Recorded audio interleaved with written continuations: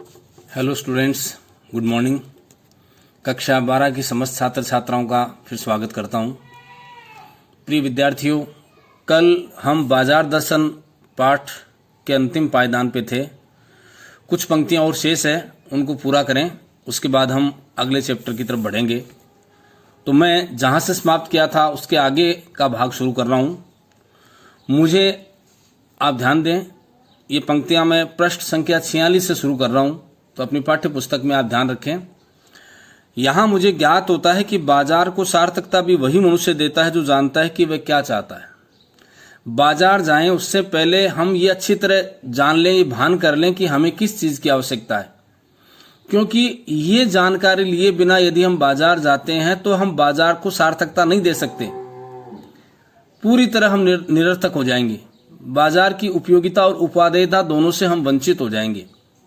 तो बाजार जाने से पहले सहज भाव से अपने मन को समझाकर यह तय कर लीजिए कि आपको कौन सी वस्तु की आवश्यकता है, महती आवश्यकता, क्योंकि वैसे आवश्यकताओं की कोई सीमा नहीं होती, लेकिन वास्तव में जिस चीज की आपको आवश्यकता है उसका आप बिल्कुल खाका तैयार कर लें, उसके बाद में आप बाजार जाएं।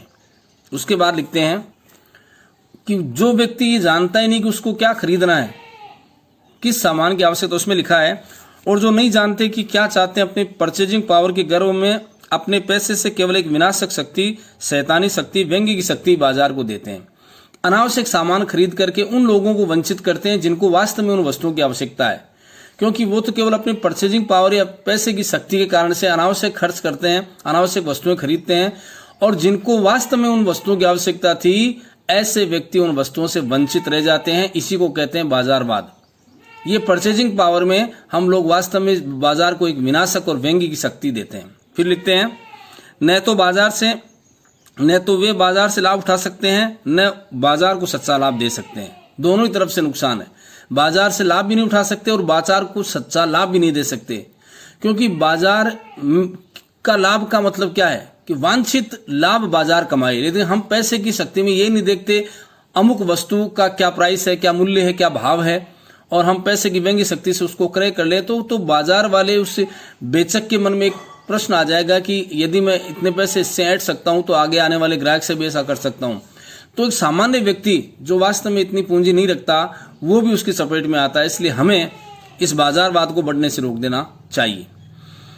वे लोग बाजार का बाजारूपन बढ़ाते हैं। बाजारूपन है, बाजार की निर्दयता उसी में शामिल है कि एक आम आदमी, एक गरीब आदमी उस वस्तु को अधिक मूल्य पर खरीदने की विवश हो जाएगा, क्योंकि पैसे वाले ने उसको अधिक मूल्य में खरीदा था। इसलिए तो ये हमें इससे बचना चाहिए, जिसका मतलब है कि कपट बढ़ाते हैं। और कपट की बढ़ने का अर्थ है परस्पर सद्भाव की घटी। यदि हमारे अंदर कपट की भावना बढ़ेगी तो परस्पर सद्भावना समाप्त हो जाएगी। इस सद्भाव के ह्रास पर आदमी आपस में भाई भाई और सुहृद पड़ोसी फिर नहीं रहते। सुहृद अच्छे हृदय वाले, फिर वो भाई भाई का व्यवहार कहाँ रहा, एक अच्छे पड़ोसी का नाता फिर कहाँ रहा।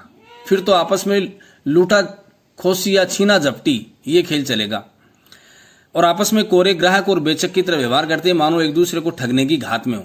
एक की हानि में दूसरे को अपना लाभ दिखता है।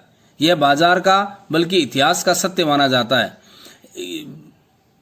आप देख लो, किसी भी तरह से किन प्रकार अपना स्वार्थ सिद्ध करने के लिए आदमी कैसे कैसे कपटपूर्ण आचरण करता है। तो ये सब है, ये इतिहास गवाह इस बात का, आज तक ऐसा होता आया है। ऐसे बाजार को बीच में लेकर लोगों में आवश्यकताओं का आदान प्रदान नहीं होता, बल्कि शोषण होता है।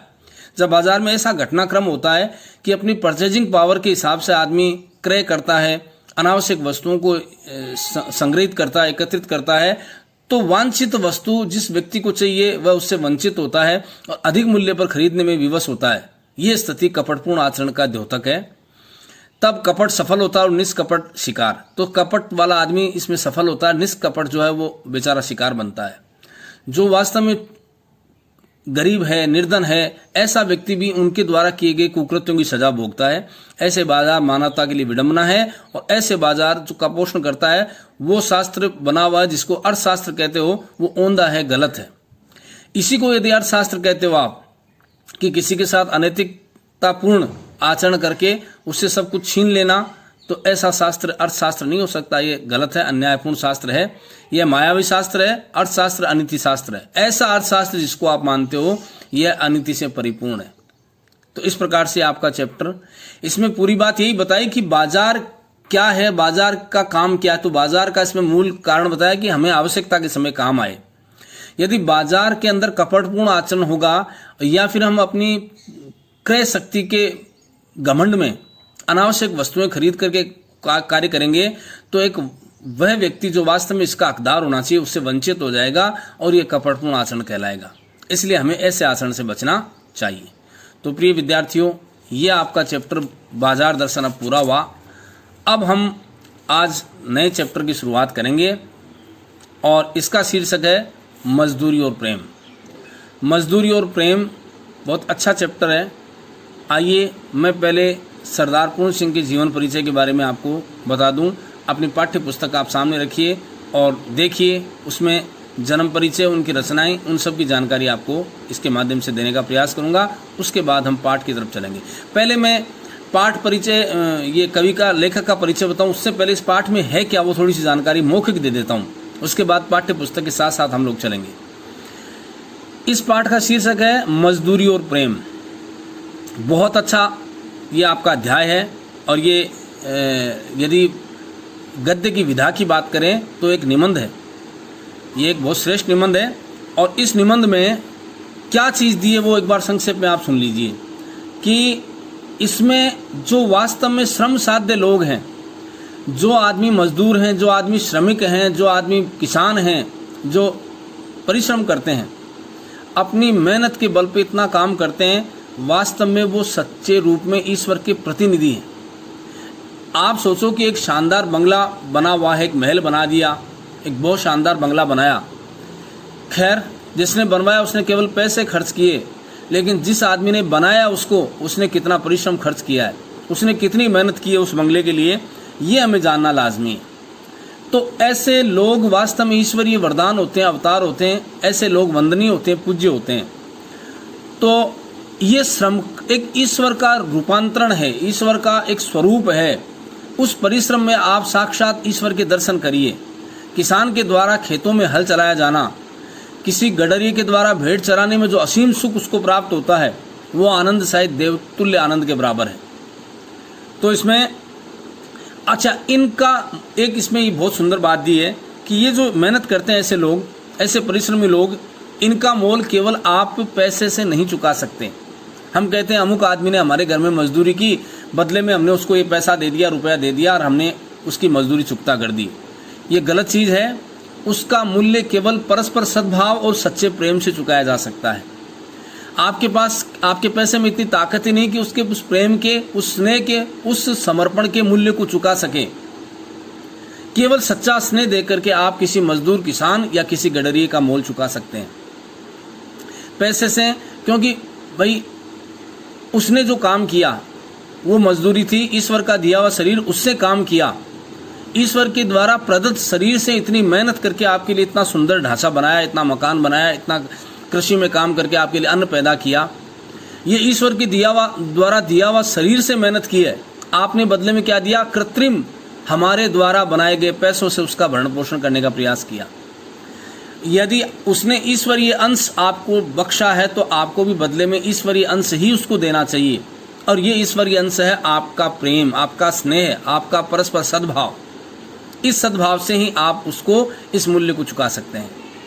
तो वैसे तो किसी तराजू में इनके मोल को तोला नहीं जा सकता, परंतु फिर भी यदि आप इसके प्रतिदान में कुछ देना चाहते हैं तो केवल प्रेम हो सकता है, केवल स्नेह हो सकता है।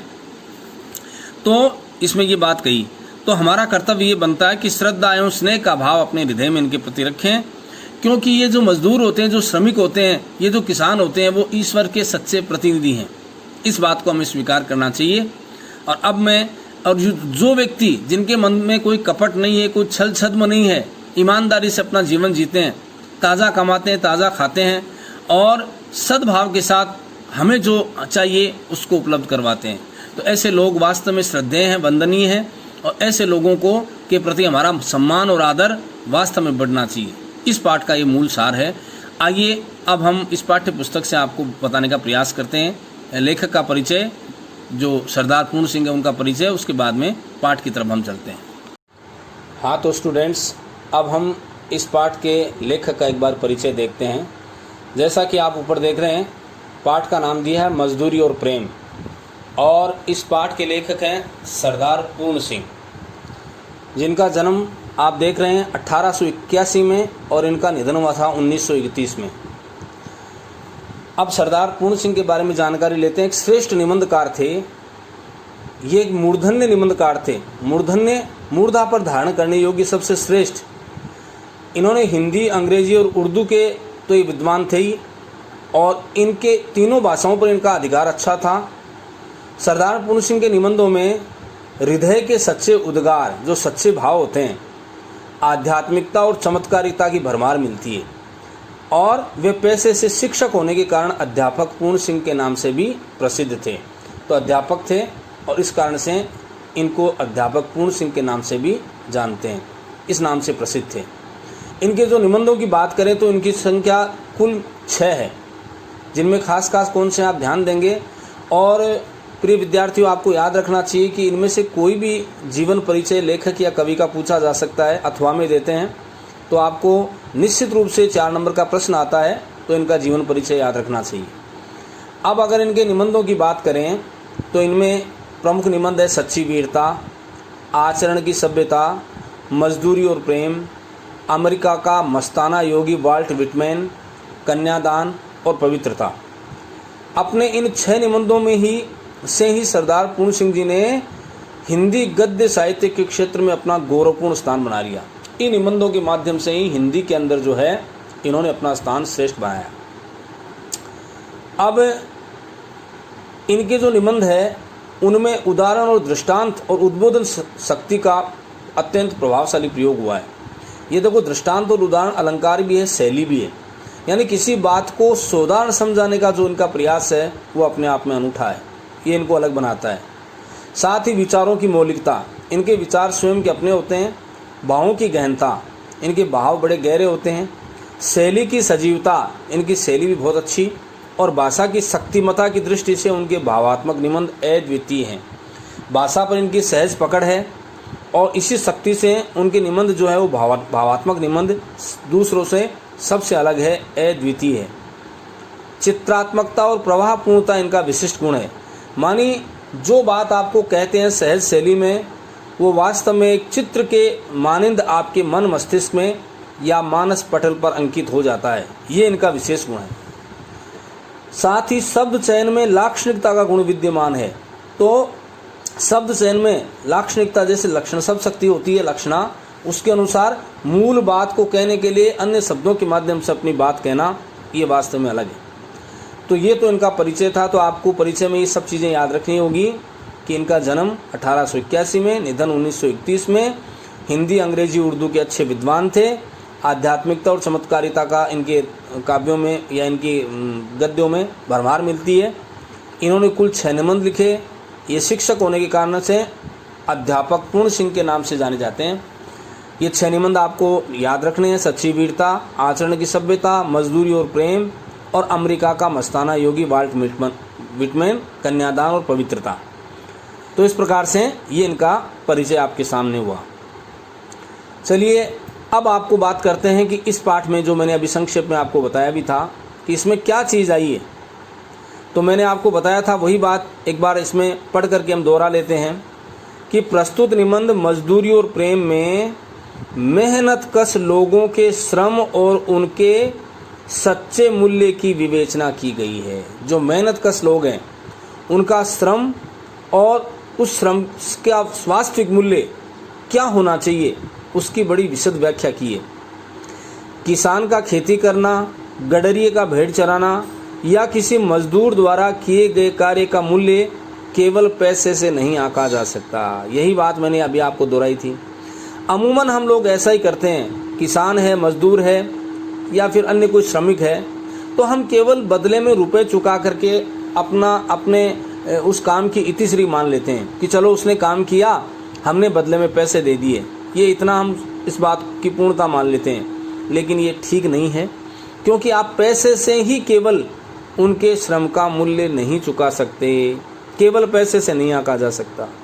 इन श्रमशील लोगों की साधना, इन श्रमशील लोगों की साधना, महानता व त्याग का मूल्य उनके प्रति प्रेम और सम्मान व्यक्त करके ही चुकाया जा सकता है। ये है, अगर मजदूर, श्रमिक या कोई किसान हमारे यहाँ काम करता है या अपनी मेहनत करता है, आज किसान पूरे देश का पेट भरता है, अन्न उपजा करके, धरती का सीना चीर करके, न जाने कितना अथक मेहनत करके इतना अन्न उपजाता है, तो क्या जो खाने वाले सब लोग हैं वो सभी इसमें सहयोग करते हैं? साहब नहीं, वो केवल खाने का काम करते हैं, लेकिन इतनी मेहनत करके, इतना श्रम करके वो जो अन्न उगाते हैं और हम सबका पेट भरते हैं, क्या हम पैसे के द्वारा उसका मोल चुका सकते हैं? नहीं। केवल इनका, या कोई श्रमिक इतना मेहनत करके इतने शानदार बंगले बनाता है, महल बनाता है, इतनी मेहनत करता है, तो क्या हम उसका मूल्य चुका सकते हैं पैसे से? तो उत्तर होना चाहिए नहीं, क्योंकि इनका मूल्य तो वास्तव में प्रेम से ही चुकाया जा सकता है। ये ईश्वर के सच्चे प्रतिनिधि हैं, इनका मुकाबला आप पैसे से करना, ये इनके साथ नाइंसाफ़ी करना है। तो हमारा ये कर्तव्य बनता है कि इनके प्रति श्रद्धा एवं स्नेह का भाव अपने हृदय में रखें, और सच्चा मोल चुकाना इसी को कहेंगे। सच्चा स्नेह, सच्ची श्रद्धा के साथ इनका सम्मान करें, ये शायद इनका मोल चुकाना कहा जा सकता है। अब कहते हैं कि ईश्वर के सच्चे प्रतिनिधि वही हैं जो कठोर श्रम करते हैं, इसलिए हमें श्रम से मुख नहीं मोड़ना चाहिए। आपने अंग्रेजी में कहावत पढ़ी है, वर्क इज वर्शिप, कर्म ही पूजा है, काम ही पूजा है। तो मेहनत से हमें जी नहीं चुराना चाहिए, और जो मेहनत करते हैं वो वास्तव में ईश्वर के सच्चे प्रतिनिधि कहलाते हैं, जो कठोर श्रम करते हैं तथा सज्जनता और ईमानदारी से अपना जीवन व्यतीत करते हैं। ऐसे महान व्यक्ति वंदनीय होते हैं। ऐसे लोगों के प्रति हमें सम्मान और आदर का भाव रखना नितांत आवश्यक है। अब चलिए, आज हम इस पाठ का पहला टॉपिक लेके चलते हैं और बात करते हैं हल चलाने वाले किसान के जीवन की। मजदूरी और प्रेम के ये अलग अलग टॉपिक के बिंदु हैं। उनमें पहला है कि हल चलाने वाले का जीवन। तो देखो, हल चलाने वाले और भेड़ चराने वाले प्राय स्वभाव से ही साधु होते हैं। इन लोगों के स्वभाव की जो वृत्ति होती है वो बड़ी विनम्र होती है। ये साधु वृत्ति के होते हैं, बहुत ही अच्छी वृत्ति के होते हैं। हल चलाने वाले अपने शरीर का हवन किया करते हैं, होमते हैं शरीर को। शरीर का हवन करने का मतलब क्या है? खपा देते हैं शरीर को उस काम में, उस मजदूरी में। खेत उनकी हवनशाला है। उनके लिए कोई वो बहुत पहुँचे हुए विद्वान नहीं है या कोई पंडित नहीं है, उनकी हवनशाला तो वो खेत ही हैं। अब देखो, उनके हवन कुंड की ज्वाला की किरणें चावल के लंबे और सफ़ेद दानों के रूप में निकलती है। आप सोचते हैं कि हवन कितना पवित्र कार्य है। ये पवित्र कार्य तो ये किसान हरदम ही करते हैं। ये अपने हवन कुंड की ज्वाला, जो अपना परिश्रम का हवन करते हैं उस खेत में या उस क्षेत्र में, तो उस मेहनत का परिणाम जो लपटें निकलती है, जो ज्वालाएं निकलती है हवन कुंड में से, वो चावल के सफ़ेद दानों के रूप में होती है। चावल से मतलब आप कुछ भी ले लीजिए, अन्न उगाने का जो परिश्रम करते हैं, अन्न जब उगता है तो लगता है कि जैसे हवन की लपटें उसमें से निकल रही है। गेहूं के लाल लाल दाने इन अग्नि की चिंगारियों की डालियाँ सी है। ये समझ लो, सच्चा हवन करते हैं ये लोग। तो गेहूं के दाने निकलते हैं और वो बालियां जब निकलती है, उनकी लालिमाएँ से लगती है कि जैसे हवन कुंड से निकलने वाली चिंगारी हो। तो हम क्या समझते हैं कि हम हवन करते हैं, हम पढ़े लिखे हैं, हम विद्वान हैं, हम पंडित हैं, हमने भगवान का हवन किया। उससे बड़ा हवन तो ये लोग करते हैं जो अपना श्रम लगा करके अपने खेत को हवनशाला समझ करके अपने आप को होम दें, अपनी मेहनत के माध्यम से सब कुछ हवन कर देते हैं। ये सच्चे हकदार हैं। मैं जब कभी अनार के फूल और फल देखता हूँ तब मुझे बाग के माली का रुधिर याद आ जाता है। सही बात है कि मैं जब, आप सोचो कि अनार हमने बाज़ार से ख़रीदी, पैसे चुकाए, घर पे लेके आए, काट लिया, उसको खाने लगे, वो लाल लाल दाने, हम क्या जाने, हमने तो स्वाद लेकर के बड़ी तारीफ़ की कि बहुत अच्छी अनार हमें खाने को मिली है, लेकिन हम क्या जाने कि किसी मज़दूर ने, किसी श्रमिक ने, किसी किसान ने कितनी मेहनत की होगी इस पेड़ को तैयार करने में, जिसके इतने सुंदर, इतने प्यारे, इतने अच्छे स्वादिष्ट अनार लगे हैं। इन अनारों को तैयार करने में कितनी मेहनत लगाई होगी। तो मुझे माली के रुधिर, वो माली जो दिन रात उन अनार के वृक्षों को सींचता रहता था, रुधिर से सींचने का मतलब अपनी मेहनत, दिन रात अकूत मेहनत के साथ उसको सिंचन करता था, उसकी देखभाल करता था, प्रतिदिन सुबह हो, शाम हो, सर्दी हो, गर्मी हो, वर्षा हो, वह हर समय उन पौधों, उन वृक्षों की देखभाल में अपना जीवन खपाता रहा, तो उसकी मेहनत के कण ज़मीन में गिरकर उगे हैं। सही बात है ये कि कितनी मेहनत की, और वास्तव में जो अनार आप खा रहे हैं, जो फ्रूट्स आप खा रहे हैं, जो फल आप खा रहे हैं, कितनी मेहनत, कितना त्याग, कितना श्रम, कितना समर्पण था। हम केवल आनंद लेते हैं।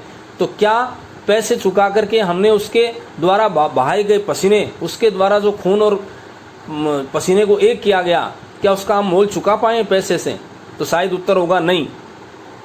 तो ज़मीन में गिरकर उसकी मेहनत के जो कण उगे हैं तथा हवा तथा प्रकाश की सहायता से मीठे फलों के रूप में परिवर्तित हुए हैं। आप सोचो कि कितना मेहनत उसने की है। फिर साथ में ऐसे महान लोगों के साथ प्रकृति भी रहती है। तो महान प्रकृति ने अनुकूल वातावरण देकर के इतने शानदार फलों का सृजन किया, जिसको खा करके आप अपने आप को तृप्त मानते हैं, अपने आप को धन्य मानते हैं। ये किसी श्रमिक, किसी मजदूर, किसी किसान की समर्पित श्रम का परिणाम है, और उसको हमें सोचना चाहिए, विचार करना चाहिए। अब आगे देखिए आप, किसान मुझे, ऊपर की पंक्ति से आपको ध्यान देना है, यहाँ से आपको देखना है। अब इससे आगे की पंक्तियाँ आप देखिए, एक एक पंक्तियाँ ऊपर से चलते हैं। किसान मुझे अन्न में, फल में आहुति देता हुआ सा दिखाई पड़ता है। कहते हैं ब्रह्म आहुति से जगत पैदा हुआ है। ये मानते हम कि ब्रह्मा ने इस संसार का सृजन किया था। अन्न पैदा करने में किसान भी ब्रह्मा के समान है, क्योंकि ब्रह्मा ने जैसे आज इस संसार को पैदा किया, तो वैसे ही अन्न पैदा करने का काम कौन करता है? किसान करता है। तो किसान भी हम ब्रह्मा के समान मान सकते हैं किसान को। खेती उसके ईश्वरीय प्रेम का केंद्र है। ये शायद ईश्वरीय प्रेम का रूप है खेती करना। ये उसका एक तरह से रूप या प्रतिरूप कहा जा सकता है। उसका सारा जीवन पत्ते पत्ते में, फूल फूल में, फल फल में बिखर रहा है। उस किसान का सारा जीवन, वो जो श्रम करता है, उन पत्तों, इन पौधों, इन वृक्षों की देखभाल में अपना जीवन गुजारता है, तो उसका स्वरूप प्रत्येक पत्ते और फूल में दिखाई पड़ता है। पृथ्वी की तरह उसका भी जीवन एक प्रकार का मौन जीवन है। वायु, जल, पृथ्वी, तेज और आकाश की निरोगता इसी के हिस्से में है। आज देखो, ये प्रकृति जितनी शुद्ध है, वायु है, जल है, पृथ्वी है, तेज है, आकाश है, पंच तत्व, ये सब कुछ है। ये अगर आज निर्मल, स्वच्छ हैं, अच्छे हैं, तो ये इसी के हिस्से की बात है। विद्या ये नहीं पढ़ा, जप और तप ये नहीं करता, संध्या वंदन आदि इसे नहीं आते, ज्ञान ध्यान इसे पता नहीं है, ये सब दिखावटी बातें इसको नहीं आती। मंदिर, मस्जिद, गिरजे से इसको कोई सरोकार नहीं है। केवल साग पात खाकर ही अपनी भूख का निवारण कर लेता है। ये कैसा महान व्यक्ति है, इनको किसी चीज़ से सरोकार नहीं है। ये लड़ाई झगड़े, द्वेष, मंदिर, मस्जिद कुछ नहीं जानता। जैसा भी रूखा सूखा मिलता है, अपनी भूख भर लेता है, पेट भर लेता है।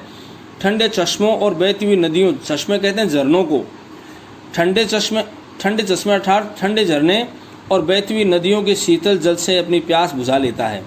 इसको कोई अलग से नहीं चाहिए, ये कल बहते हुए झरनों से अपनी प्यास बुझाता है। प्रातः काल उठकर ये अपने हल बैलों को नमस्कार करता है और हल जोतने चल देता है। दोपहर की धूप इसे भाती है। हम लोग जिस धूप से बचते हैं, ये इनके लिए बहुत सुहाने वाली चीज़ होती है, क्योंकि ये प्रकृति के सच्चे साधु हैं।